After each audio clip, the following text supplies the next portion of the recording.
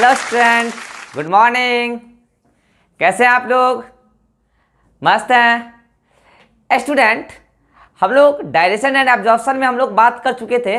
Direction part हमारा चल रहा था, फिजियोलॉजी ऑफ डायरेक्शन, और हम लोग स्टमक तक डायरेक्शन पार्ट कंप्लीट कर चुके थे। अब आगे जो हमें देखना है, हम लोग जान रहे हैं कि स्टमक में काइम बनकर तैयार था, है ना। Chyme known as acidic form of food, है ना, जिसमें गैस्ट्रिक जूस मिक्स हो गए थे। अब वो कंटेंट जब पाइलोरिक ऑरिफिस अलाउ करेगा, पाइलोरिक स्फिंक्टर खुलेगा, तो पाइलोरिक ऑरिफिस से वो काइम आ जाएगी डिओडेनम में। That is the first segment of small intestine.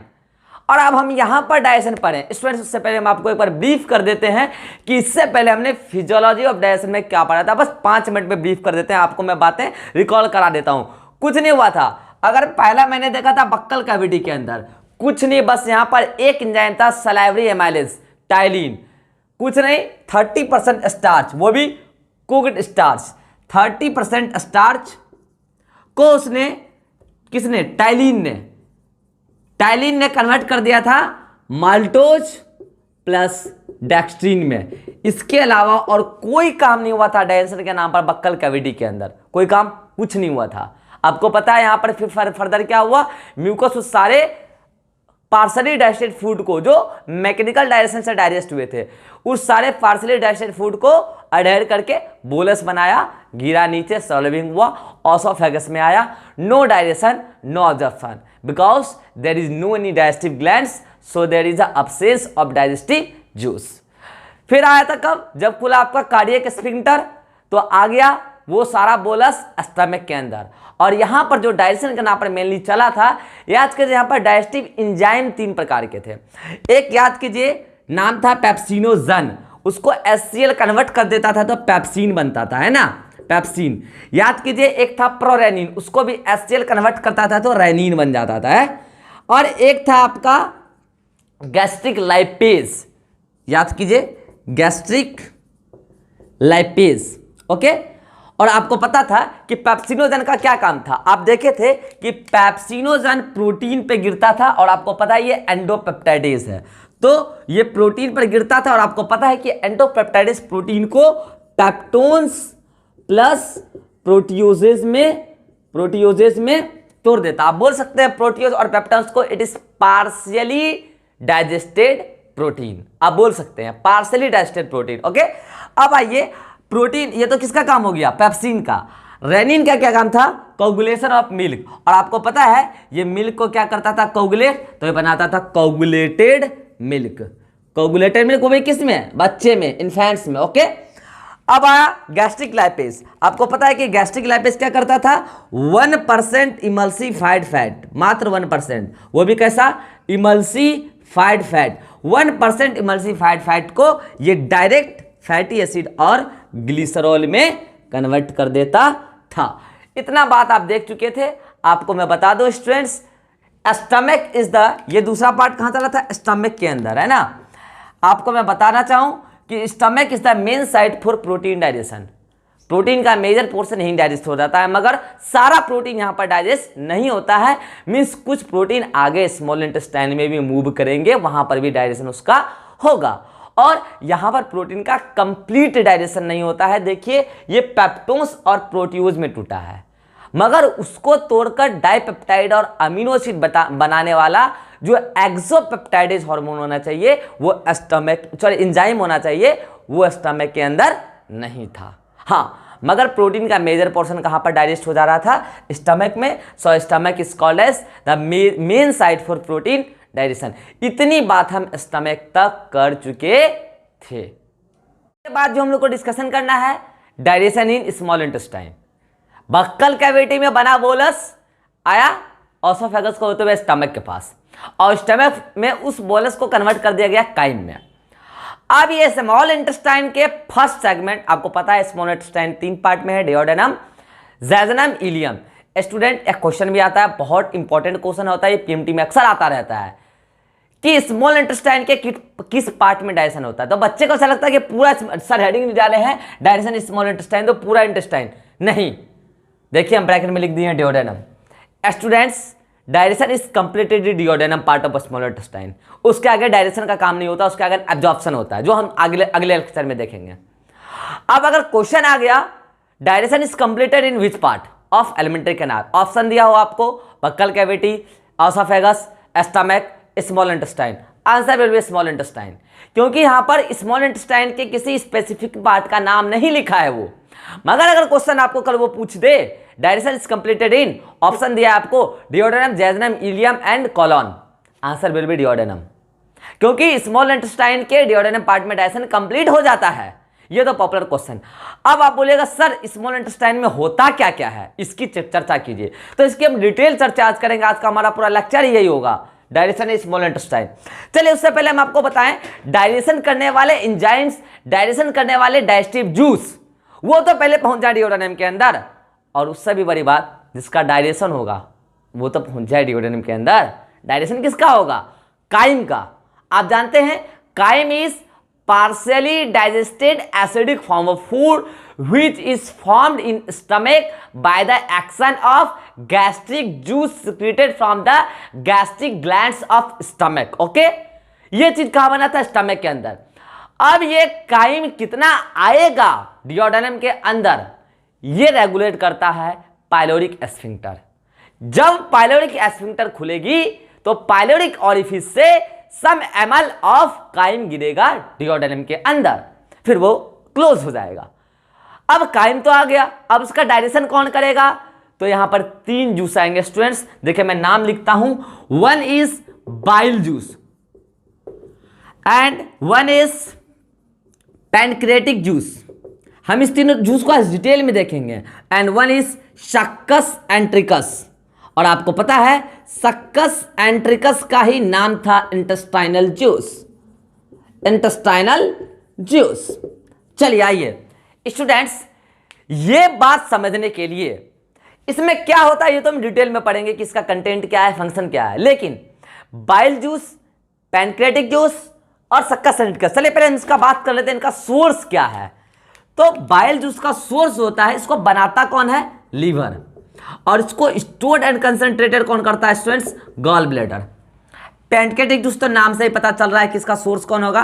Pancreas. Okay, और सक्कस एंट्रिकस का दूसरा नाम इंटेस्टाइनल जूस, तो नाम से ही पता चल रहा है कि इसका सोर्स कौन होगा स्टूडेंट्स? स्मॉल इंटेस्टाइन है, स्मॉल इंटेस्टाइन।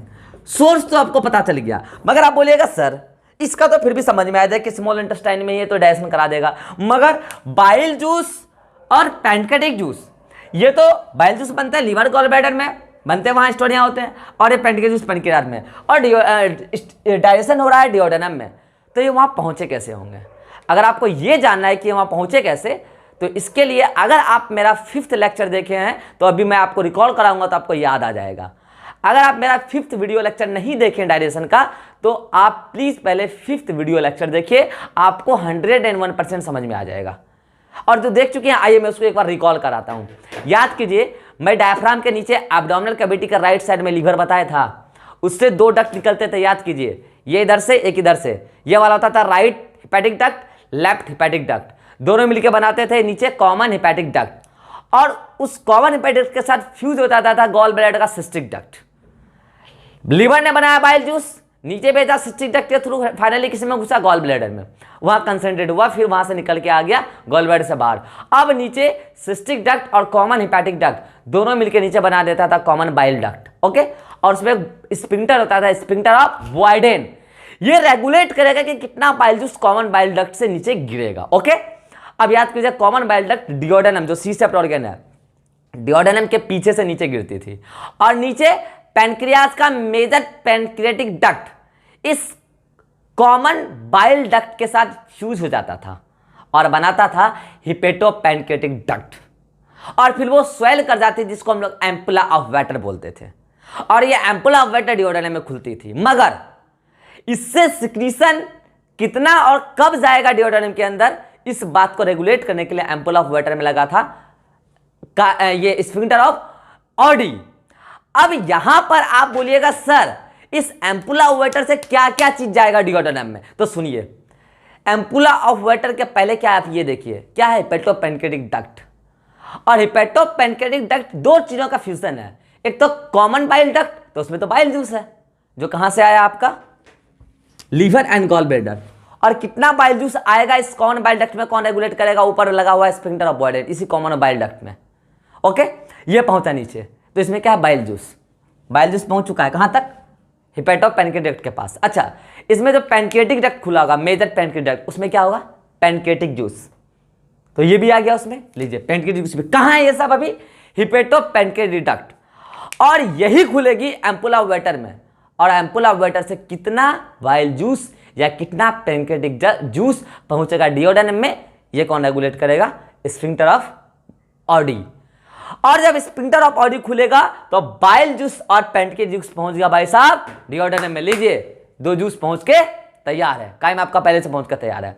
अब इसमें क्या होता है, क्या डाइजेस्ट करेगा, किसको डाइजेस्ट करेगा, एंड प्रोडक्ट क्या होगा, इसमें क्या होता है, क्या पीएच होगा, सर सब डिस्कशन आज हमको करना है। ठीक, ये 2 जूस पहुंच गए। आप बोलेगा सर ये सक्कस, एंटरकस और इंटेस्टाइनल जूस, अरे याद कीजिए हिस्टोलॉजी ऑफ एलिमेंट्री कैनाल बताए थे, और स्पेसिफिकली स्मॉल इंटेस्टाइन में सबसे अंदर वाला लेयर कुछ ऐसा बताए थे, अगर आपको याद हो, सबसे अंदर वाला लेयर म्यूकोसा, याद कीजिए ऐसा कुछ लेयर बताए थे ये वाला, और ये विलाय होता था, और विलाय के बीच में स्पेस क्रिप्स ऑफ लिवर कुन कहलाता था, और क्रिप्स ऑफ लिवर कुन ही क्या सक्कस एंटरकस सेक्रेट नहीं करता था इस ल्यूमेन में, डिओडेनम के ल्यूमेन में ही, और वही है सक्कस एंटरकस। क्या होता है, क्या डाइजेस्ट करेगा, एंड प्रोडक्ट क्या होगा, ये तो डिस्कशन आज हमको डिटेल में करना है। चलिए हम अगर पीएच की बात कर लें, इन सारे सेक्रेशन का पीएच होता है बेसिक। अगर मैं बाइल जूस की बात करूं तो इसका पीएच 7.5 से 7.8 के रेंज में होता है।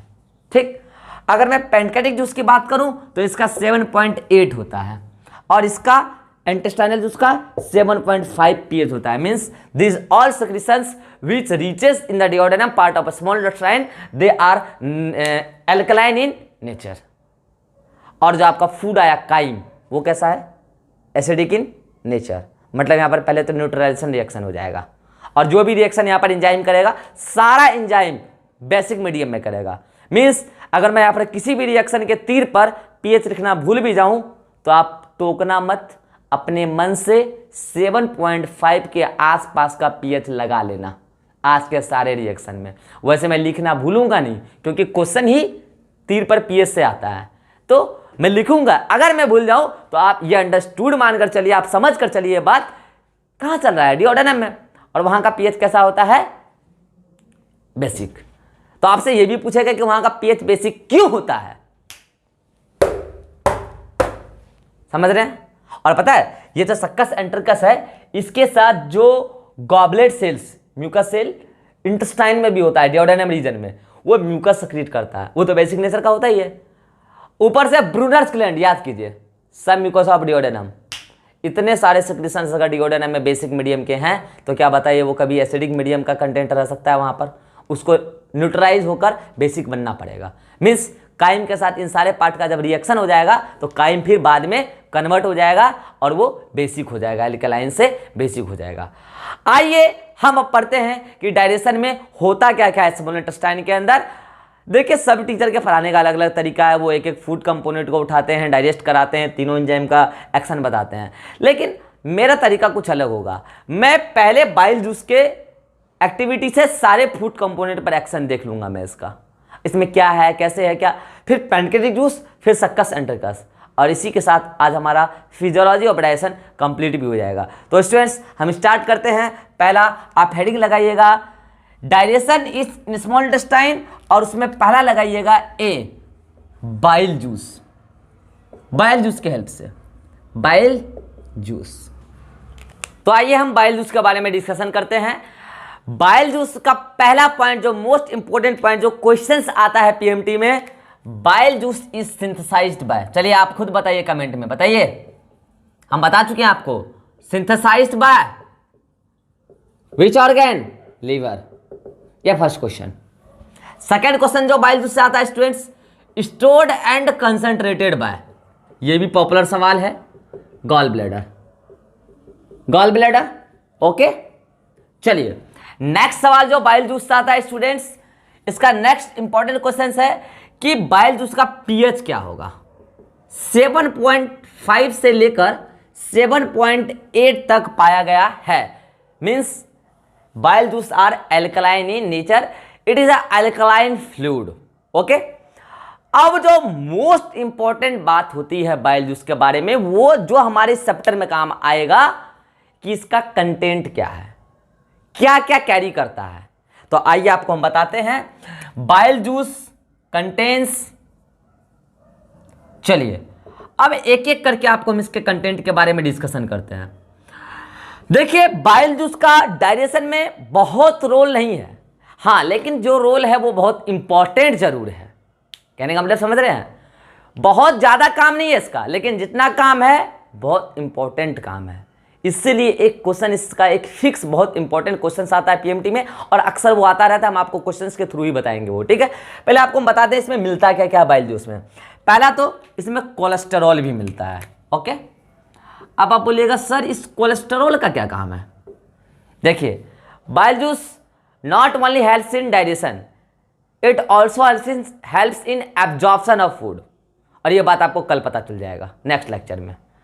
और इसका एब्जॉर्प्शन में बहुत बड़ा रोल है, आप देखिएगा नेक्स्ट लेक्चर में। तो एब्जॉर्प्शन कराने के लिए भी कुछ मटेरियल चाहिए ना, दैट इज कोलेस्ट्रॉल। इसके साथ इसमें फॉस्फोलिपिड भी मिलता है। क्या स्टूडेंट्स, फॉस्फोलिपिड। अभी आप ये मत पूछेगा इन दोनों का क्या काम है, ये मैं आज नहीं बताऊंगा, ये मैं नेक्स्ट लेक्चर में बताऊंगा, क्योंकि इसका काम एब्जॉर्प्शन में। ओके, और इसमें क्या मिलता है सुनिए, कोलेस्ट्रॉल हो गया, फॉस्फोलिपिड हो गया, बाइल पिगमेंट मिलता है स्टूडेंट। क्या, बाइल पिगमेंट। अब आप बोलेगा साले बाइल पिगमेंट का क्या काम है। पहली बात सुनिए, बाइल पिगमेंट का नाम पर इसमें होता क्या क्या, ये क्वेश्चन पूछा जाता है। दो पिगमेंट होता है मेनली आपके सिलेबस के अकॉर्डिंग, बिलीरुबिन एंड बिलीवर्डिन। कौन सा, बिलीरुबिन एंड बिलीवर्डिन। और इन्हीं दोनों के कंपाउंड के ब्रेकडाउन के बाद येलो कलर का पिगमेंट बनता है, स्टर्कोबिलिन। इसकी वजह से फीकल मैटर का कलर येलो होता है। कलर नॉट स्मेल, स्मेल का कारण मैं नेक्स्ट लेक्चर में बताऊंगा। कलर इनकी वजह से होता है येलो कलर। किसकी वजह से, इस बिलीरुबिन एंड बिलीवर्डिन के ब्रेकडाउन के बाद जो कंपाउंड बनता है स्टर्कोबिलिन, उसकी वजह से होता है येलो कलर। ओके, अब इसके साथ जो मेन चीज है वो है स्टूडेंट्स बाइल सॉल्ट। कौन, बाइल सॉल्ट। और बाइल सॉल्ट में आपको मैं 4 सॉल्ट बताता हूं आपके सिलेबस में। एक होता है इसमें NaCl, मतलब NaCl भी है, और एक NaHCO3, इसको आप क्या बोलिएगा, सोडियम बाइकार्बोनेट सॉल्ट, ठीक। और एक होता है सोडियम ग्लाइकोलेट, और एक होता है सोडियम टॉर्कोलेट। ये सब आप ऑर्गेनिक केमिस्ट्री में पढ़ते होंगे, इनऑर्गेनिक में पढ़ते होंगे, सोडियम टॉर्कोलेट। 4 सॉल्ट आपके सिलेबस में बता रहा हूं, इसका काम मैं कल बताऊंगा। फिर आप बोलिएगा सर आज आप तो कोई काम नहीं बता रहे, तो फिर आप बता क्यों रहे हैं। सुनिए, मैं बाइल जूस में कंटेंट में कहीं पर भी कोई एंजाइम लिखा हूं, कोई भी एंजाइम नहीं है। फिर आप बोलिएगा सर एंजाइम नहीं है तो डाइजेशन भी नहीं करा रहा होगा। ये सोचना आपका 101% गलत है। बच्चा सोच लेता है कि इसमें कोई एंजाइम नहीं है तो डाइजेशन में भाग ही नहीं लेता होगा बाइल जूस। और आपको पता है क्वेश्चन देने वाले टीचर अगर हमारे से होंगे तो क्वेश्चन भी आपको ऐसे ही देंगे, आपके अकॉर्डिंग बनाएंगे क्वेश्चन, आपके लैंग्वेज पर। बोलेंगे कि bile juice have no any enzyme and choose the correct option. और पहले ऑप्शन देंगे आपको, so that bile juice do not participate in digestive activity. आप पहला आंसर लगा के आ जाइएगा, जो कि गलत है। अब आपके मन में डाउट हो रहा होगा, अरे ओ मास्टर एक बात बताओ, अगर एंजाइम नहीं होता तो डाइजेशन कैसे हो सकता है, ऐसे गलत बातें क्यों बोल रहे हो। सुनिए, बाइल जूस हेल्प्स इन, आइए आपको हम बाइल जूस का फंक्शन बता रहे हैं। हेडिंग लगाइए आप, फंक्शन ऑफ बाइल जूस। इसका मैं 4 फंक्शन आपको बताता हूं, आपको खुद अभी क्लियर हो जाएगा। पहला फंक्शन तो आप एक बात बताइए, क्या इस बाइल जूस के साथ जब काइम मिक्स होगा तो क्या फूड एल्कलाइन नहीं बन जाएगा। और डिओडोनेम में सारा रिएक्शन एल्कलाइन मीडियम में चलता है। तो फर्स्ट फंक्शन तो बाइल जूस का क्या हो गया, it makes the food alkaline. It makes the food, बोलिए, एल्केलाइन। ये फूड को एल्कलाइन बनाता है, पहला ही फंक्शन। ओके, दूसरा फंक्शन मैं आपको बताता हूं।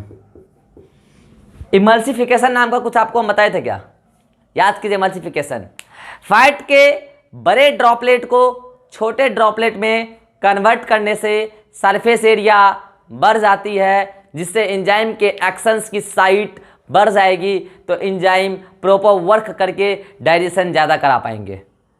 नो डाउट कि बाइल जूस में एक भी एंजाइम नहीं है, मगर bile juice helps in, most important बात है student, helps in emulsification of fat. That is, bile juice converts the large droplet of fat into the small droplets, by which surface area of fat droplet increases. And after that, pancreatic lipase enzyme, जो भी आएगा आगे pancreatic juice में, pancreatic lipase enzyme can properly digest the fat droplets. तो बताइए, directly indirectly bile juice आपके digestive activity में भाग लिया कि नहीं लिया? लिया ना, कोई एंजाइम नहीं है, मगर इमल्सिफिकेशन करा दिया फैट का। बताइए, अगर इमल्सिफिकेशन हुआ तो कल को gastric lipase, sorry gastric lipase नहीं, पैनक्रेटिक लाइपेज, आपको ऐसा भी क्वेश्चन वो पूछ सकता है। गैस्ट्रिक लाइपेज तो स्टमक में था और वहां पर इमल्सिफिकेशन बाइल जूस नहीं कराया था। फैट ड्रॉपलेट्स अगर 1% अगर इमल्सिफाइड हो तो उस पर वो एक्ट कर रहा था, वही 1%। अगर ये 99% फैट का क्या करा दिया, इमल्सिफिकेशन, तो इसके बाद पैनक्रेटिक लाइपेज एक्टिवेट हो जाएगी। तो लीजिए, इसका अगला फंक्शन क्या, आप ये नहीं बोल सकते हैं, it activate the lipase enzyme. बताइए, लाइपेज एंजाइम अगर एक्टिवेट हो जाएगी तो फैट का डाइजेशन होगा ना, तो डायरेक्टली इनडायरेक्टली फैट के डाइजेशन में भाग लिया कि नहीं लिया? तो बताइए, क्या आप ऐसा बोल सकते हैं कि डाइजेस्टिव एक्टिविटी में इसका कोई रोल नहीं है? ऐसा बोलना बिल्कुल गलत होगा। चलिए, मैं इसका अगर आपको नेक्स्ट फंक्शन बताना चाहूं, देखिए मैंने पहला बताया कि फूड को एल्कलाइन बनाता है, ठीक, इमल्सिफिकेशन करता है फैट का, और लाइपेज एंजाइम को एक्टिवेट करता है। ये बातें तो किससे रिलेटेड हुई? डाइजेशन से। और कल जो हम पढ़ेंगे एब्जॉर्प्शन ऑफ फूड, तो ये भी तो बाइल जूस का ही ना फंक्शंस है। तो आपको ये इसके फंक्शन में तो ये लिखना ना पड़ेगा, हेल्प्स इन एब्जॉर्प्शन ऑफ। अब मैं आगे फूड लिखने से पहले आपको बताना चाहूं, फूड के तो बहुत सारे कंपोनेंट है जिसका हमको एब्जॉर्प्शन कराना है। स्पेसिफिकली जो फैट के डायरेक्शन से एंड प्रोडक्ट बनेगा और जो fat soluble vitamin A D E के, एडैक बोल सकते हैं आप, ठीक है, fat soluble vitamin A D E के एंड द फैट का एंड प्रोडक्ट डाइजेशन का क्या होता है? Fatty acid. इनके एब्जॉर्प्शन में रोल किसका भाई साहब? बाइल जूस का। तो आप इसका फंक्शन लिख सकते हैं, helps in absorption of fatty acid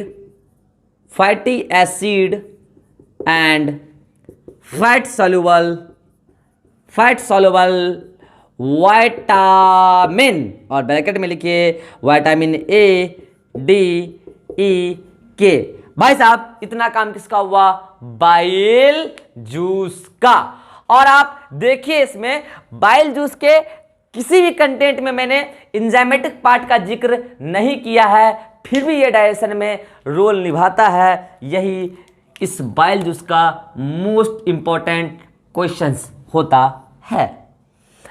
तो आप समझ गए, बाइल जूस अब तक कुछ नहीं किया है, डाइजेशन के नाम पर बस यही किया है, इमल्सिफिकेशन ऑफ फैट pH 7.5 के आसपास का होता है, इसलिए फूड को एल्कलाइन बना देता है। एब्जॉर्प्शन में इसका रोल क्या होता है, ये बात हम कब देखेंगे? नेक्स्ट लेक्चर, जो आप हमारा वीडियो लेक्चर देखेंगे। अब यहां से मैं क्वेश्चन देना चाहूंगा आपको, अगर आपको यहां तक की बात समझ में आ गई तो बोलिए। तो ठीक है स्टूडेंट्स, पहले आप इसको नोट कीजिए, फिर आपको मैं क्वेश्चन देते हैं, उसका 4 ऑप्शन भी देंगे जो कंफ्यूजिंग ऑप्शन होगा, और आपको रीजन के साथ आंसर कमेंट में बताना है। ओके, इसको आप नोट कीजिए जल्दी से, वैसे आपको इसका पीडीएफ भी जाएगा।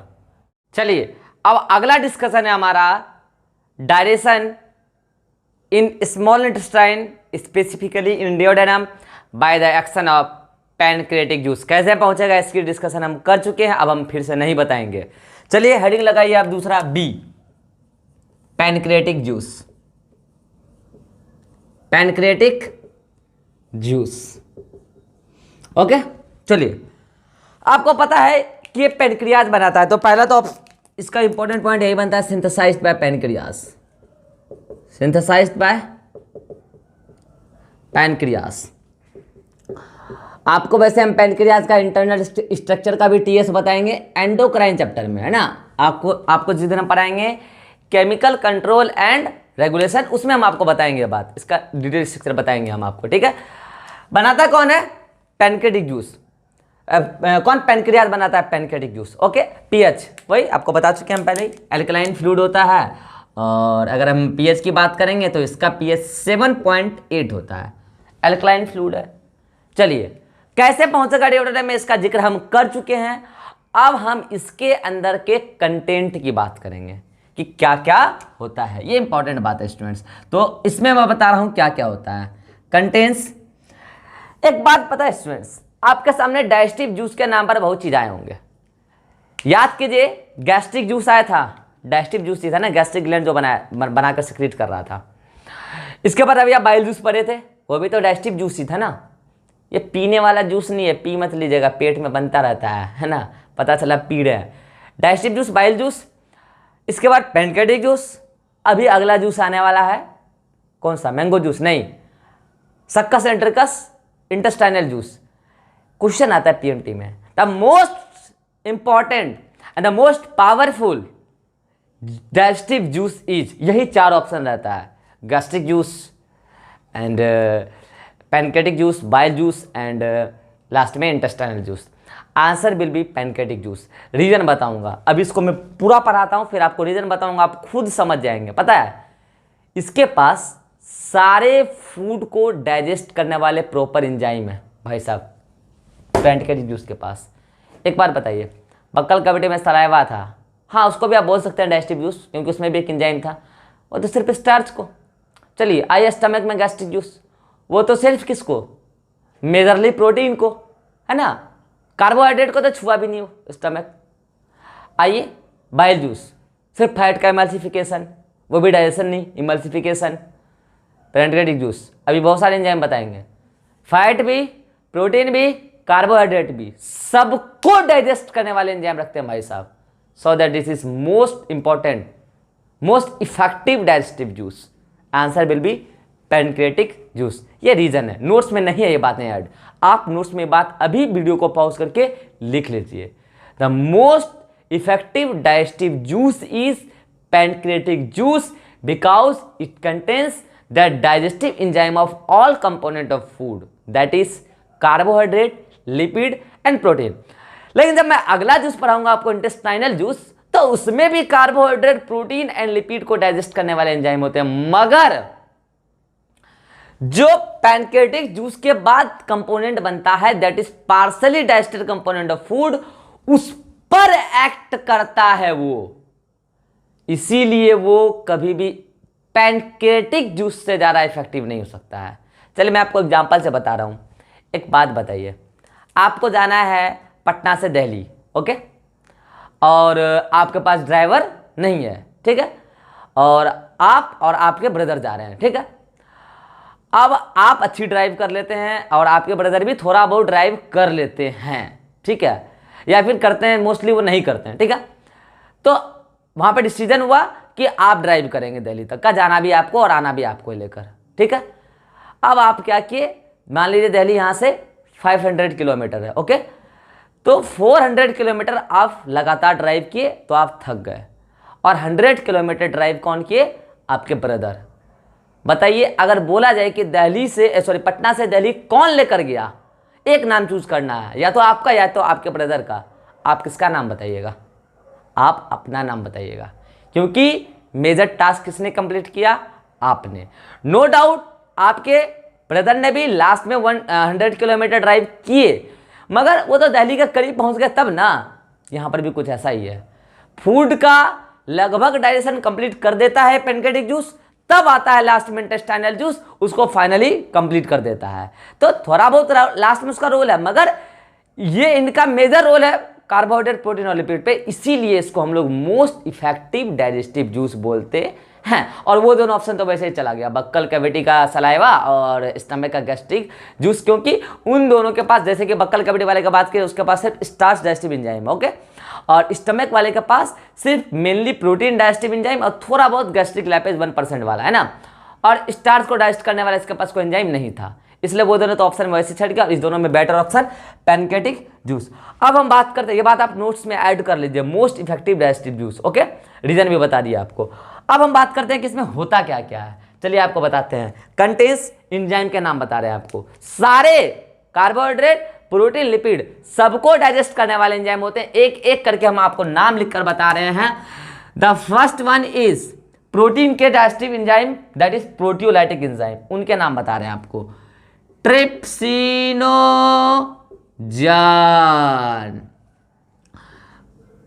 Procarboxy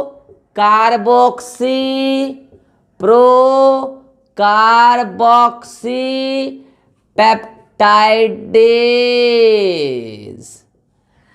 ट्रिप्सिनोजान, procarboxypeptidase and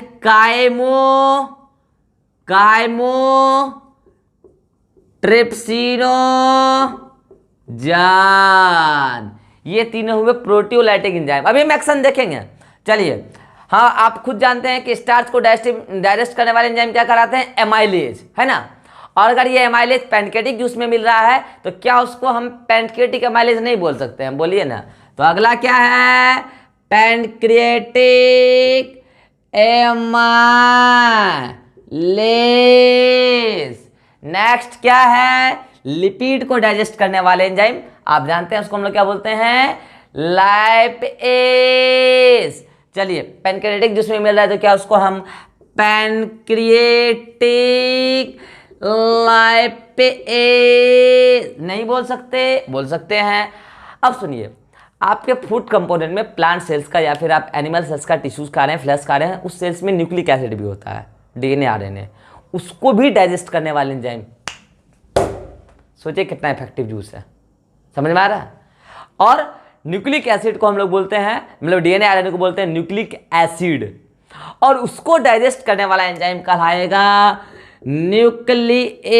nuclease. क्या कहलाएगा, न्यूक्लिएज। जो बच्चे होशियार होंगे वो इसमें कुछ नोट कर लिए होंगे। सर जान, सर प्रो, सर जान, these are inactive digestive enzyme of pancreatic juice। आप बोलिएगा सर वहां पर भी था, स्टमक में भी था, दो इनएक्टिव एंजाइम, प्रोटियोलाइटिक ही था वो भी, याद कीजिए, एक था पेप्सिन जो पेप्सिनोजन के फॉर्म में मिलता था, एक रेनिन जो प्रोरेनिन के फॉर्म में मिलता था। सर उसको तो वहां पर एक्टिवेट कर देता था HCl। सर इसका मतलब HCl यहां पर भी आएगा क्या, ना, यहां HCl आएगा तो ये pH आप 7.8 कैसे बता रहे हैं, आप डिओड्रेनम में pH क्या बताते हैं, 7.8, तो यहां HCl का तो सवाल ही नहीं होता, तो फिर यहां होगा कौन। सुनिए, अब हम आपको बता रहे हैं एक एक करके सारे फंक्शन। होता क्या है ना स्टूडेंट, ये ट्रिप्सिनोजन है ना, बस एक ही एक्टिवेट हो जाए, कहते हैं ना घर में कोई एक फैमिली मेंबर एजुकेटेड होता है पूरे फैमिली को एजुकेट कर देता है, लेकिन एक फैमिली मेंबर को एजुकेट करने के लिए कोई अच्छा टीचर होना चाहिए। तो यहां पर मैं उस टीचर का नाम आपके सामने पेश कर रहा हूं, उसका नाम है एंटेरोकाइनेज। क्या नाम है स्टूडेंट, एंटेरोकाइनेज। आप बोलिएगा कहां से आया, इंटेस्टाइनल म्यूकोसा। कहां से, इंटेस्टाइनल म्यूकोसा। अच्छा, आप म्यूकोसा पढ़ चुके हैं, ये सब बात अब हम नहीं डिस्कस करेंगे, आप मेरा प्रीवियस लेक्चर देखिए, हिस्टोलॉजी ऑफ एलिमेंटल कैनाल, उसमें वहां पे हम बता चुके हैं आपको कि जो हिस्टोलॉजी होती है उसके सबसे अंदर वाली लेयर म्यूकोसा होती है, और इंटेस्टाइन वाले रीजन जो होते हैं म्यूकोसा के, उसमें से एक एंजाइम भी सिक्रीट होता है directly, known as enterokinase. Student most important बात, आपके डाइजेस्टिव जूस का इकलौता ऐसा एंजाइम एंटेरोकाइनेज, इकलौता ऐसा एंजाइम एंटेरोकाइनेज जो किसी फूड कंपोनेंट पर एक्शन शो नहीं करता है, ये दूसरे एंजाइम पर एक्शन शो करता है।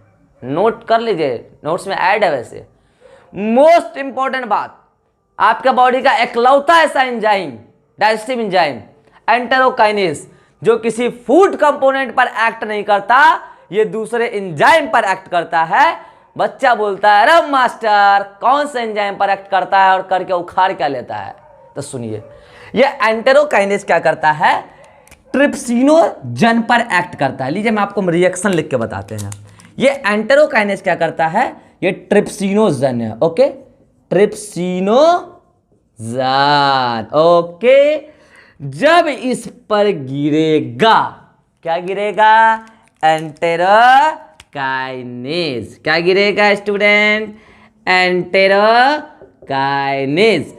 तो एंटेरोकाइनेज ट्रिप्सिनोजन को उड़ारे जन, क्या बच जाएगा, ट्रिप्सिन, क्या बन जाएगा, ट्रिप्सिन।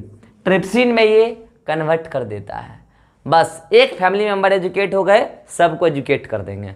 बस एक ट्रिप्सिनोजन एक्टिवेट हो गया ट्रिप्सिन में, अब ये प्रोकार्बोक्सीपेप्टाइडेज को भी एक्टिवेट कर देगा और काइमोट्रिप्सिनोजन को भी एक्टिवेट कर देगा। बच्चा सोचता है ना कि अच्छा एंटेरोकाइनेज एंजाइम पर एक्ट करता है, तब तो ये सबको एक्टिवेट कर दिया होगा। नहीं नहीं स्टूडेंट, ये आपको ऑप्शन में भी देगा वो, नहीं, ये एंटेरोकाइनेज सिर्फ ट्रिप्सिनोजन को एक्टिवेट किया है और बना ट्रिप्सिन। अब देखिए आगे क्या होगा, ये काइमोट्रिप्सिन है जो इनएक्टिव एंजाइम है, काइमोट्रिप्सिन, काइमो TRYPSIN, काइमोट्रिप्सिन, और एक है inactive enzyme pro carboxy peptidase, क्या, प्रो कार्बोक्सी पेप्टाइडेज। मैंने क्या बोला, एक फैमिली मेंबर एजुकेट, सब एजुकेट। अब इस सब को कौन एजुकेट करेगा, मतलब कौन एक्टिवेट करेगा, जरूरी थोड़े हर किसी को पढ़ाने के लिए गुरुजी हैं, एक को पढ़ा दिए पूरे फैमिली मेंबर को पढ़ा लेगा। तो अब इन सबको एक्टिवेट करने के लिए कौन आएगा, ये खुद ट्रिप्सिन आएगा। कौन, ट्रिप्सिन। इसको भी कौन एक्टिवेट करेगा, ट्रिप्सिन। अच्छा बताइए, काइमोट्रिप्सिनोजन, काइमोट्रिप्सिन नहीं है, जन है, इनएक्टिव है ना, काइमोट्रिप्सिनोजन, ये अगर एक्टिवेट होगा तो हटारे जन और बना क्या, काइमोट्रिप्सिन, क्या बना, काइमोट्रिप्सिन। हाँ भाई, प्रो कार्बोक्सी पेप्टाइडेज, हटारे प्रो, क्या बना, कार्बोक्सी पेप्टाइडेज। बताइए कुछ भी आपको हम रटा रहे हैं क्या, कुछ भी रटा रहे हैं नहीं ना, हम आपसे वादा किए थे, याद कीजिए फर्स्ट लेक्चर में, हम आपको एक भी रिएक्शन नहीं रटाएंगे। हाँ लेकिन ये हम आपसे कमिटमेंट लिए थे कि बस आप एंजाइम का फंक्शन याद रखिएगा, बाकी सारा रिएक्शन आप काम में ले लीजिएगा। देखिए इसका आपको फंक्शन याद है तो ये तीनों रिएक्शन आपको रटने का कोई ज़रूरत है नहीं ना। और आपको अगर ये डायलॉग है कि एक फैमिली मेंबर एजुकेट तो सब एजुकेट, बस ट्रिप्सिनोजन को एक्टिवेट किया एंटेरोकाइनेज, कहाँ से आया, इंटेस्टाइनल म्यूकोसा, उसी स्मॉल इंटेस्टाइन में, वो एक्टिवेट कर दिया ट्रिप्सिन को, बना ट्रिप्सिन।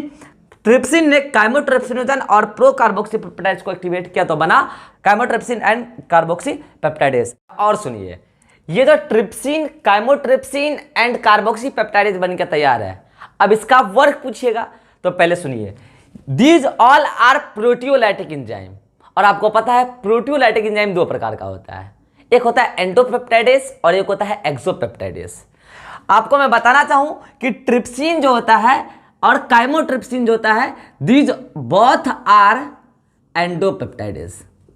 ये दोनों कैसा होता है, एंडोपेप्टाइडेज, जबकि कार्बोक्सी पेप्टाइडेज आर एक्सोपेप्टाइडेज। एक्सोपेप्टाइडेज मीन्स आप क्या बोलिएगा कि जो भी प्रोटीन बच गया, स्टमक में डाइजेस्ट नहीं हो पाया, मेजरली तो खैर वही हो जाता है, और वो किसमें कन्वर्ट होता है, पेप्टोन्स और प्रोटियोज पे, और वो काइम के साथ पहुंचा डिओडेनम में। तो अब उस पेप्टोन्स और प्रोटियोज को डाइपेप्टाइड और अमीनो एसिड में ये भाई साहब कन्वर्ट करेंगे, जो स्टमक में से आया है काइम के साथ, ठीक। लेकिन वहां पे सारा प्रोटीन डाइजेस्ट नहीं ना हुआ, तो उस पे पहले कौन गिरेगा, पेप्सिन तो यहां एक्ट करेगा नहीं, क्योंकि पेप्सिन, बताइए क्यों नहीं एक्ट करेगा। चलिए आज का क्वेश्चन, चलिए ऐसे बातों बातों में सवाल आ गया, क्वेश्चन नंबर 2 आज का, why pepsin can't work in duodenum on the protein. Answer बताइए क्यों नहीं एक्ट करेगा। आप आंसर बताइएगा, मैं आपके आंसर का रिप्लाई करूंगा। Pepsin works in acidic medium and due to many alkaline fluid the medium of duodenum is basic, that's why pepsin can't work on protein inside the duodenum. तो जो protein वहां digest नहीं हो पाए stomach में, क्या हुआ, वो डाइजेस्ट नहीं होंगे यहां पर, क्योंकि वो भी था एंडोपेप्टाइड पेप्सिन। यहां पर एंडोपेप्टाइड के नाम पर कौन है, ट्रिप्सिन और काइमोट्रिप्सिन। तो ये दोनों पहले उस प्रोटीन पर गिरेंगे और प्रोटीन को किस में कन्वर्ट कर देंगे, प्रोटियोन्स और पेप्टोन्स में, और फिर उस प्रोटियोन्स और पेप्टोन्स पर गिरेगा कार्बोक्सीपेप्टाइडेस, और फाइनली उसको कन्वर्ट कर देगा किसमें, डाइपेप्टाइड और अमीनो एसिड में। मींस अगर आप लिख सकते हैं रिएक्शन, तो देखिए आप ये पेनकेटिक जूस से एक्शन बताइएगा इन सारे का प्रोटियोलाइटिक एक्शन। तो आप प्रोटीन लिखिए पहले, ओके, और आप प्रोटीन पर पहले गिराइए ट्रिप्सिन एंड काइमोट्रिप्सिन दोनों एक साथ। तो लीजिए मैं इसके ऊपर लिख रहा हूं एंजाइम्स का नाम ट्रिप्सिन, एक ट्रिप्सिन भी गिरेगा और साथ में काइमोट्रिप्सिन भी गिरेगा। और आप बताइए दिस बोथ आर एंडोपेप्टाइडेस, तो नतीजा क्या होगा, प्रोटीन कन्वर्ट हो जाएगा प्रोटियोज प्लस पेप्टोन्स में, अब जब इन दोनों पर गिरेगा, इन दोनों पर कौन गिरेगा, ये भाई साहब कार्बोक्सीपेप्टाइडेस। लिखिए एंजाइम का नाम लिखिए आप, कौन गिरेगा इस पर, कार्बोक्सीपेप्टाइडेस। ओके, तो नतीजा ये होगा कि कार्बोक्सीपेप्टाइडेस के गिरने के बाद ये प्रोटियोस और पेप्टोन्स कन्वर्ट हो जाएगा डाइपेप्टाइड प्लस अमीनो एसिड।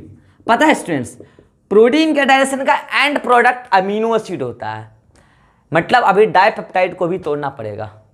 अब उसको तोड़ने के लिए चाहिए इंटेस्टाइनल जूस, वहां पर आएगा डाइपेप्टाइड एज, तो फिर डाइपेप्टाइड को तोड़ेगा तो फाइनली अमीनो एसिड बनेगा और प्रोटीन का डाइजेशन कंप्लीट होगा। अभी हम लोग 10 देखने वाले हैं। इतना काम प्रोटीन के डाइजेशन में चलने वाला है डिओडेनम सेगमेंट में। प्रोटीन डाइजेशन हो गया कहां पर, डिओडेनम में।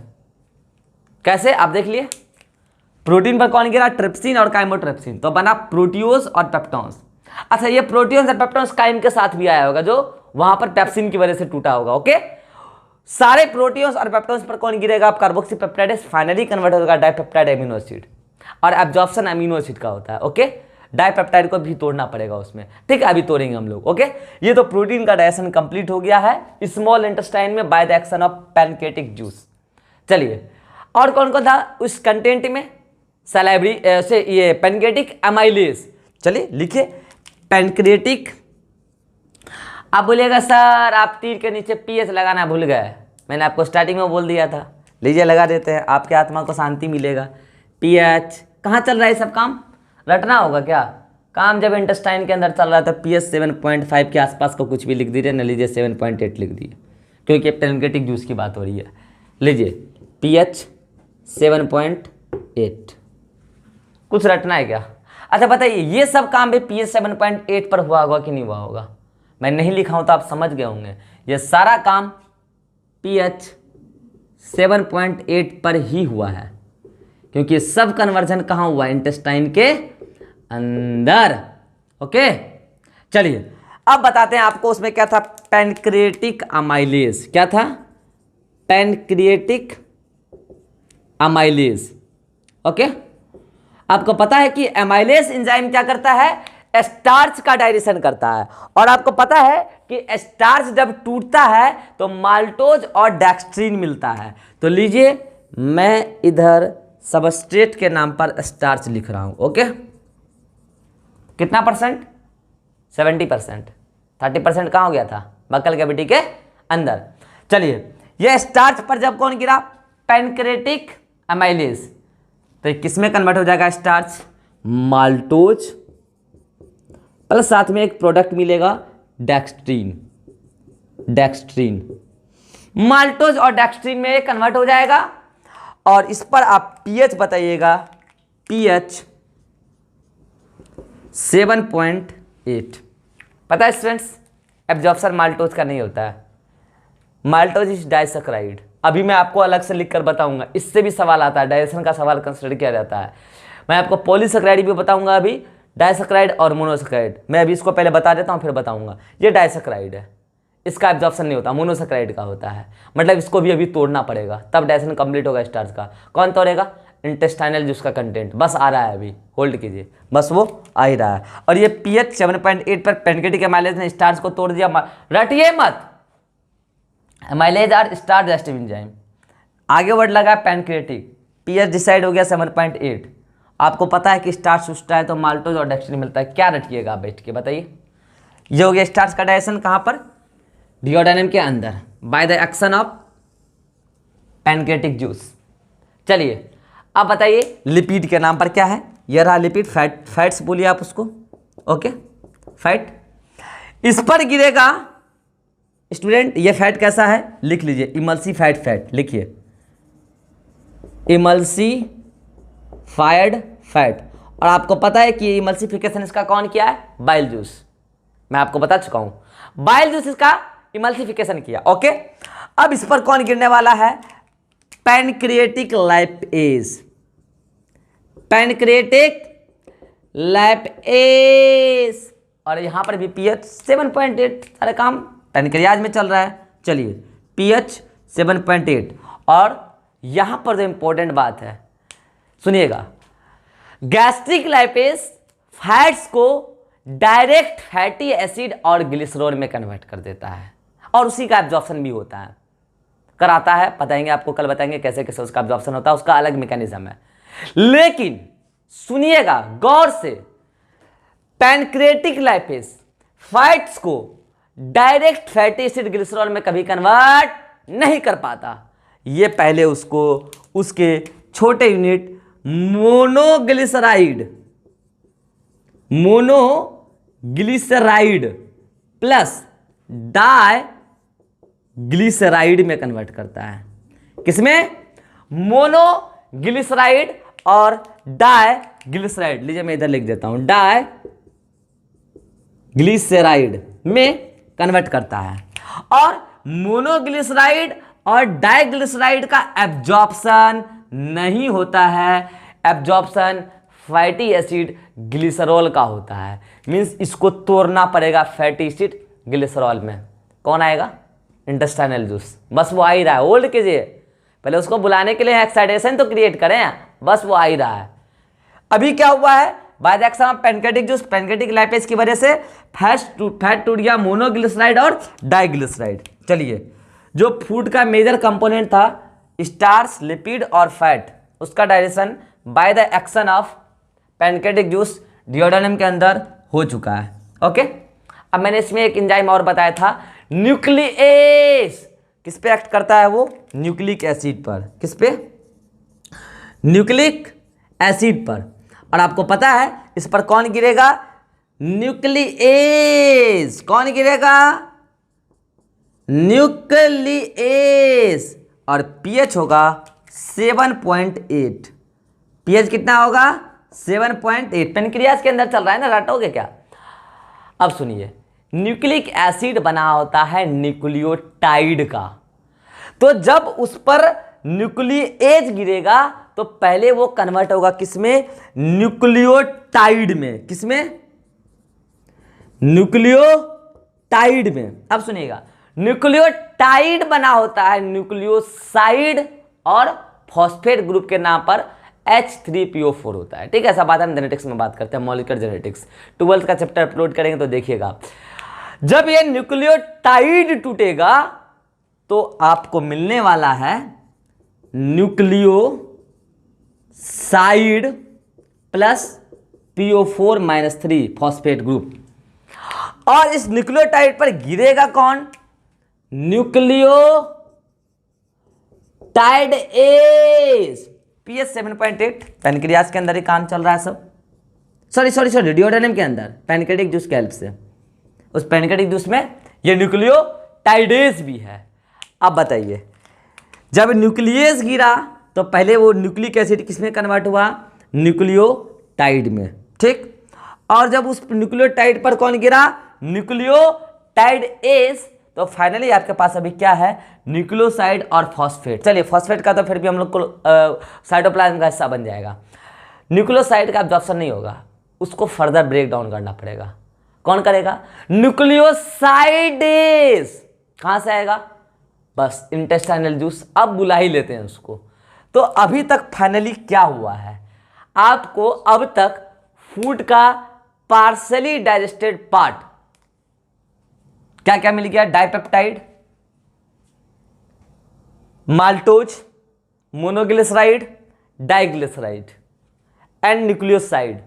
इस पर एक्ट करेगा इंटेस्टाइनल जूस और फूड का डाइजेशन कंप्लीट हो जाएगा स्मॉल इंटेस्टाइन के अंदर और डाइजेशन पार्ट ही कंप्लीट हो जाएगा। आज हमारे लेक्चर अगले 5 मिनट में कंप्लीट हो जाएगा by the digestion of food by the action of succus entericus intestinal juice. इसको आप नोट कीजिए, फिर हम लोग बताते हैं आपको अगला जूस, इंटेस्टाइनल जूस। देखिए जिसको पैनकेटिक जूस के एंजाइम का फंक्शन याद है उसको ये सारा रिएक्शन याद है, और जिसको ये रिएक्शन याद है उसको आने वाला 8-9 रिएक्शन जो अभी लिखूंगा मैं वो बिल्कुल याद है, क्योंकि आगे वाला जो भी रिएक्शन बताऊंगा ना उसका सबस्ट्रेट आपको याद है। यदि आपको ये रिएक्शन याद है, और ये रिएक्शन कब याद है आपको, जब इनके एंजाइम का फंक्शन याद है। तो आपको इसके एंजाइम का फंक्शन याद है, पूरा रिएक्शन याद है, और इसका प्रोडक्ट आपको याद है, और इसी का प्रोडक्ट बस अभी जो 8 रिएक्शन में लिखने वाला हूं इसका प्रोडक्ट उसका सबस्ट्रेट बनेगा, क्योंकि इसी का डाइजेशन होने वाला है। और आपको उसका जो सबस्ट्रेट होगा उससे क्या प्रोडक्ट मिलेगा उसका एंजाइम बता देगा, अपने आप बता देगा उसका एंजाइम। कुल मिलाकर आपको कोई भी रिएक्शन रटना नहीं है। हम आपसे वादा किए थे कोई रिएक्शन आपको रटाएंगे नहीं, तो रटा भी नहीं रहेंगे। इसको आप जल्दी से नोट कीजिए, फिर हम बताते हैं आपको digestion by the action of succus entericus that is intestinal juice. जल्दी से नोट कीजिए इसको, वैसे आपको इसका पीडीएफ भी जाएगा। अब हम आगे बात करते हैं digestion in duodenum by the action of intestinal juice that is succus entericus. तो आप थर्ड हेडिंग लगाइए, सक्कस एंट्रिकस, सक्कस एंट्रिकस। और आपको पता है सक्कस एंट्रिकस का ही दूसरा नाम है इंटेस्टाइनल जूस। चलिए इसमें पहला पॉइंट तो वही बात, सिक्रीटेड बाय।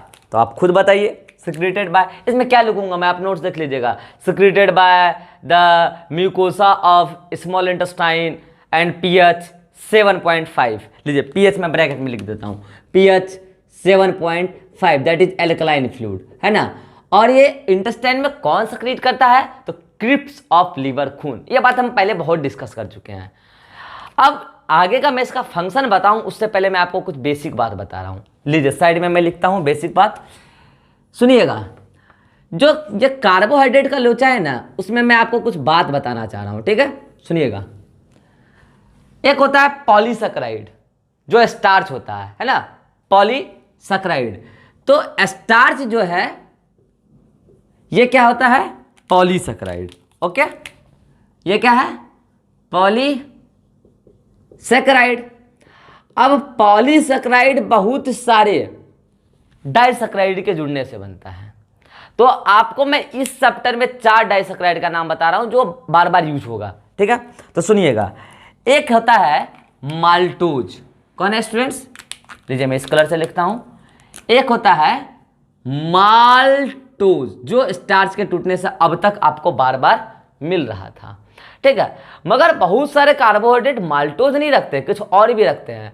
तो माल्टोज के अलावा एक होता है लैक्टोज, ठीक, और एक होता है सुक्रोज। कौन, सुक्रोज। सुनिएगा, maltose, lactose and sucrose, these all are disaccharides. अगर डाइसैकेराइड है तो डाइसैकेराइड 2 मोनोसैकेराइड से जुड़ने से बनता है। तो आप बोलिएगा सर माल्टोज का मोनोसैकेराइड कौन है, तो सुनिए, माल्टोज ग्लूकोज और ग्लूकोज के जुड़ने से बना है, और ग्लूकोज होता है मोनोसैकेराइड। कैसा कार्बोहाइड्रेट है वो, मोनोसैकेराइड। अब मोनोसैकेराइड क्या होता है, डाइसैकेराइड क्या होता है, पॉलीसैकेराइड क्या होता है, ये सब हम जब बायोमोलिक्यूल्स का लेक्चर डालेंगे तब आप देखिएगा, ठीक। तो माल्टोज ग्लूकोज और ग्लूकोज के जुड़ने से बनता है, तो ग्लूकोज है मोनोसैकेराइड और माल्टोज हो गया डाइसैकेराइड। तो मैं एक साथ लास्ट में लिखूंगा कौन डाइसैकेराइड कौन मोनोसैकेराइड। अब लैक्टोज भी क्या है, डाइसैकेराइड। तो ये भी दो मोनोसैकेराइड से बना होगा। तो ये बना होता है आपको glucose plus galactose, glucose plus galactose. Okay, सुनिए सुक्रोज ये भी डाइसैकेराइड है, तो ये भी दो मोनोसैकेराइड का बना होगा। ये बना होता है glucose plus fructose, glucose plus fructose. अब सुनिए इधर जो मैंने 3 लिखा साइड में, कौन कौन, ये ग्लूकोज, ये गैलेक्टोज और ये fructose, these all are monosaccharide. क्या है ये, मोनोसैकेराइड, और इसी का एब्जॉर्प्शन होता है। और इधर जो मैंने 3 लिखा, कौन, ये maltose, lactose and sucrose, these are disaccharide, these are disaccharide. तो आपके फूड में कॉमनली तो माल्टोज मिल जाता है स्टार्च के टूटने से, ऐसा स्टार्च होता है। लेकिन कभी कभी कार्बोहाइड्रेट के नाम पर आपके फूड कंपोनेंट में लैक्टोज भी होता है, सुक्रोज भी होता है। मदर्स मिल्क में मोस्टली लैक्टोज पाया जाता है। तो ऐसे बहुत सारे सोर्स अलग अलग हैं। तो सबको ब्रेक करने वाले एंजाइम भी तो अलग अलग होंगे। माल्टोज को ब्रेक करने वाला एंजाइम होता है माल्टेज, लैक्टोज को डाइजेस्ट करने वाला एंजाइम होता है लैक्टेज, और सुक्रोज को डाइजेस्ट करने वाला एंजाइम होता है सुक्रेज। उसी का दूसरा नाम है इनवर्टेज। तो जब माल्टेज तोड़ेगा माल्टोज को तो आपको क्या मिलने वाला है, ग्लूकोज और ग्लूकोज। और जब लैक्टेज तोड़ेगा लैक्टोज को तो आपको क्या मिलेगा, ग्लूकोज और गैलेक्टोज। और जब सुक्रेज तोड़ेगा सुक्रेज तोड़ेगा सुक्रोज को तो आपको मिलेगा ग्लूकोज और fructose. And this all carbohydrate digestive enzyme that is maltase and lactase and sucrase are the component of succus entericus. तो इसका कंपोनेंट में आप पहले कार्बोहाइड्रेट वाले डाइजेस्टिव एंजाइम में लिखिए, कौन, एक एंजाइम का आप नाम लिखिए माल्टेज, क्या लिखिएगा, माल्टेज। एक का नाम लिखिए लैक्टेज और एक का नाम लिखिए सुक्रेज, या फिर इसी को आप लिखिए इनवर्टेज। क्या, इनवर्टेज। आपको अभी हम बताते हैं रिएक्शन में क्या होने वाला है। उससे पहले आपको हम एक ट्रिक बताते हैं। कई सारे बच्चे इस मोनोसैकेराइड, ये तो याद रह रहता है कि ये तीनों क्या है, डाइसैकेराइड, माल्टोज, लैक्टोज और सुक्रोज। वो ये भूल जाते हैं कि ये माल्टोज से क्या मिलने वाला है, ग्लूकोज प्लस क्या, ग्लूकोज तो सब में कॉमन हो गया, उसके साथ में एक और क्या मिलेगा। तो सुनिए इसका एक ट्रिक आपको हम बताते हैं।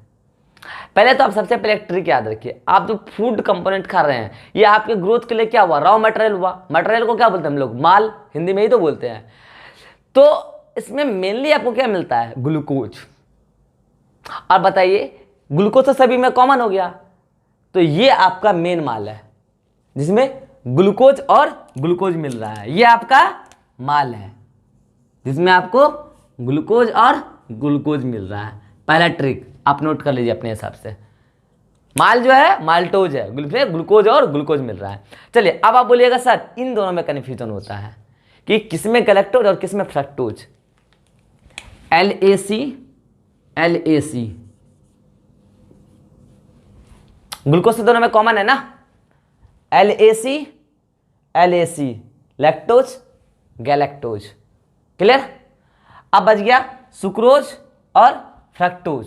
तो इसमें अब क्या है, अगर आपको कुछ याद नहीं भी रहेगा तो फिर आप ऐसे भी ट्रिक बना सकते हैं। देखिए UC इसमें मिल रहा है, नहीं तो अगर वो दोनों याद है तो ये ऐसे याद है। इस ट्रिक को आप अपने हिसाब से नोटबुक में ऐड कर लीजिए, नोटबुक में ट्रिक लिखा हुआ नहीं है। ओके, चलिए अब हम बात करते हैं कि एंजाइम करेंगे क्या। तो कार्बोहाइड्रेट के नाम पर यदि आपके फूड कंपोनेंट में कल को लीजिए एंजाइम एक्ट करेंगे तो क्या होगा, यदि कार्बोहाइड्रेट के नाम पर यदि आपके फूड में कल को मिल गया माल्टोज, क्या मिल गया, माल्टोज। यदि कल को आपके फूड कंपोनेंट में कार्बोहाइड्रेट के नाम पर मिल गया लैक्टोज, और यदि कल को मिल गया फूड कंपोनेंट में कार्बोहाइड्रेट के नाम पर सुक्रोज, तो सुनिए माल्टोज उसको तोड़ देगा। अब खुद बताइए किसमें? ग्लूकोज प्लस ग्लूकोज में। किसमें? ग्लूकोज प्लस ग्लूकोज में। इसी का एब्जॉर्प्शन होता है जो हम नेक्स्ट लेक्चर में पढ़ेंगे। और लैक्टोज को तोड़ देगा ग्लूकोज प्लस गैलेक्टोज में। जबकि सुक्रेज जिसको इन्वर्टेज कहते हैं, आपको पीएमटी में ये नाम देता है वो कंफ्यूज करने के लिए, इन्वर्टेज उसी का नाम है। ये इस सुक्रोज को तोड़ देगा ग्लूकोज प्लस फ्रक्टोज में। ग्लूकोज प्लस फ्रक्टोज में हो गया स्टार्च का कंप्लीट डाइजेशन, कार्बोहाइड्रेट का डाइजेशन कंप्लीट। लास्ट में इंटेस्टाइनल जूस के हेल्प से डिओडेनम के अंदर कार्बोहाइड्रेट कंप्लीट। चलिए लगे हाथ कंप्लीट कर लेते हैं हम लोग प्रोटीन का। चलिए अभी प्रोटीन के नाम पे आपको क्या मिला हुआ है डिओडेनम के अंदर? डाइपेप्टाइड बताया था। इस ये अभी याद कीजिए, पिछले वाले रिएक्शन का प्रोडक्ट था जो इस रिएक्शन में सबस्ट्रेट बन गया, अभी जो मैंने मिटाया। तो उसमें प्रोटीन के नाम पे आपको क्या मिल रहा था? क्योंकि अमीनो एसिड जो बन गया था वो तो बन गया, उसका एब्जॉर्प्शन हो जाएगा। बाकी आपको वहां क्या मिला था? डाइपेप्टाइड। और इस पर इंजाइम गिरेगा, इंजाइम का नाम है डाइपेप्टाइडेज, जो इस सक्कस एंट्रिकस का एक कंपोनेंट हुआ। डाइपेप्टाइडेज नाम से पता चल रहा है डाइपेप्टाइडेज डाइपेप्टाइड को ब्रेक कर देगा। तो क्या मिलने वाला है? अमीनो एसिड मिलेगा आपको। हो गया प्रोटीन का डाइजेशन कंप्लीट। फाइनली डाइपेप्टाइडेज ने बचे हुए डाइपेप्टाइड को भी तोड़ दिया। चलिए अभी आपके पास फैट्स के नाम पर क्या है? फैटी एसिड थोड़ा बहुत, जो 1% टूटा था कहाँ? स्टमक के अंदर, वो तो टूट गया, उसका भी ऑप्शन होगा। लेकिन 99% फैट आपके लिए आपके डिओडेनम में प्रेजेंट है। किस फॉर्म में? Monoglyceride and diglyceride. किस फॉर्म में है स्टूडेंट? Monoglyceride plus diglyceride. अब जब इस मोनोग्लिसराइड और डाइग्लिसराइड पर एक्ट करेगा इंटेस्टाइनल लाइपेज। कौन? Intestinal lipase. तो इसका मतलब intestinal lipase is also the component of intestinal juice. इसका मतलब तब ये इंटेस्टाइनल लाइपेज क्या करेगा? इन मोनोग्लिसराइड और डाइग्लिसराइड को फाइनली तोड़ के क्या बना देगा? Fatty acid plus glycerol. मुबारक हो जी, फैट का डाइजेशन कंप्लीट हो गया। मुबारक हो, आपका फूड का मेजर डाइजेशन कंप्लीट हो गया। Starch, protein and fats. हाँ, न्यूक्लिक एसिड के नाम पर अभी आपके पास क्या अवेलेबल था? न्यूक्लियोसाइड। लिखिए क्या अवेलेबल था? न्यूक्लियोसाइड। अब इस न्यूक्लियोसाइड पर कौन गिरेगा? Nucleoside as which is the component of intestinal juice. क्या गिरेगा? न्यूक्लियोसाइडेज। तो न्यूक्लियोसाइड टूट जाएगा किसमें? Pentose sugar, that is ribose और deoxyribose. Pentose sugar plus nitrogenous base में। मुबारक हो जी, डाइजेशन समाप्त हुआ। डाइजेशन चैप्टर समाप्त नहीं हुआ है, डाइजेशन फूड का कंप्लीट हो चुका है इन द डिओडेनम। और फूड का डाइजेशन का जो एंड प्रोडक्ट मिला है मैं उसको टिक करके बताता हूं। Glucose, galactose, fructose, amino acid, fatty acid, glycerol, pentose sugar, nitrogenous base. These are the end product of digestion of fats which are to be absorbed, जो नेक्स्ट लेक्चर में हम लोग देखेंगे। जो एब्जॉर्ब होने वाला है नेक्स्ट लेक्चर में, एब्जॉर्ब होकर कहाँ कैसे जाएगा? डाइजेशन कंप्लीट हो गया। अब बच्चा बोलेगा सर यहां तक तो आप तीर प्लस के दोनों साइड टिक मारे, यहां पर इधर नहीं मारे। हाँ नहीं मारे, भूल गए क्या लिखा है? Glucose glucose glucose. बोले इधर टिक मारे इधर टिक मारिए, नाम तो सेम ही है जी। आपको क्वेश्चन में ये लिख कर देगा कि glucose glucose glucose glucose glucose. ठीक, इधर लग गया glucose, galactose, fructose, amino acid, fatty acid, glycerol, pentose sugar, nitrogen, these are the end product of digestion. ये भी क्वेश्चन आता है।